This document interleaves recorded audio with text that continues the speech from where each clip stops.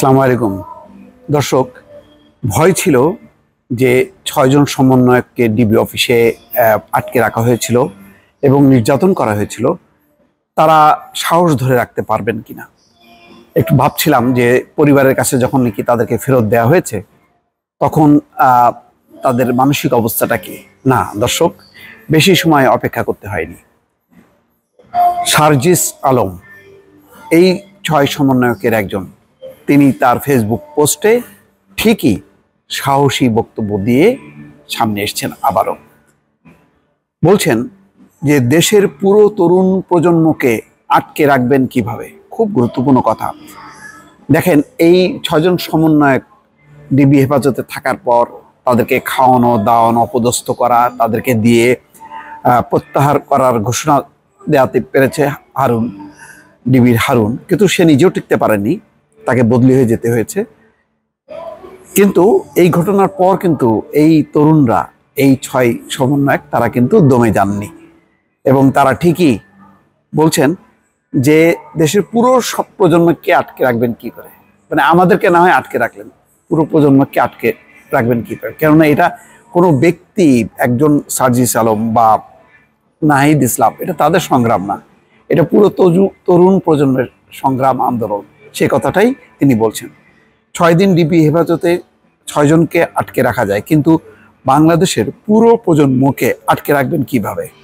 ৬ দিন পর ডিবি কার্যালয় থেকে ছাড়া পেয়ে এই প্রশ্ন করেছেন কোটা সংস্কার আন্দোলনের অন্যতম সমন্বয়ক সার্জিস আলম।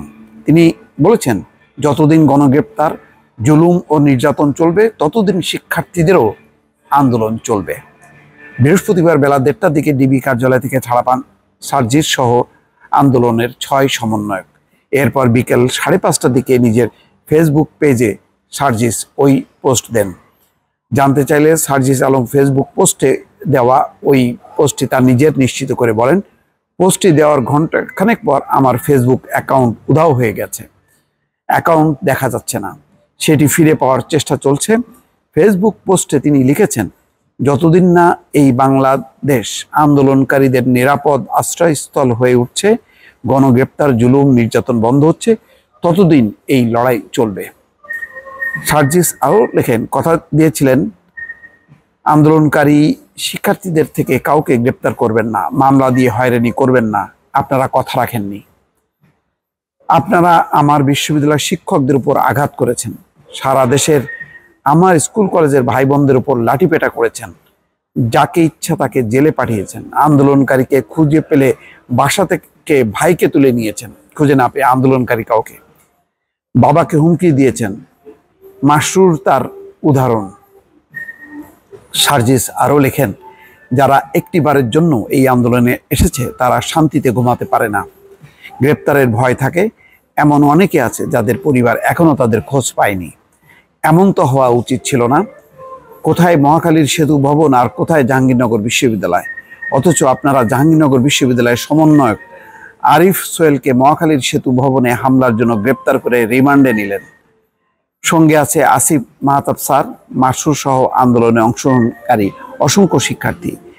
রিক্সা থেকে নামিয়ে প্রিজন ভ্যানে তুলেছেন, বাসা থেকে তুলে নিয়ে মামলা দিয়ে কারাগারে পাঠিয়েছেন। কি ভাবছেন এভাবেই সবকিছু শেষ হয়ে যাবে?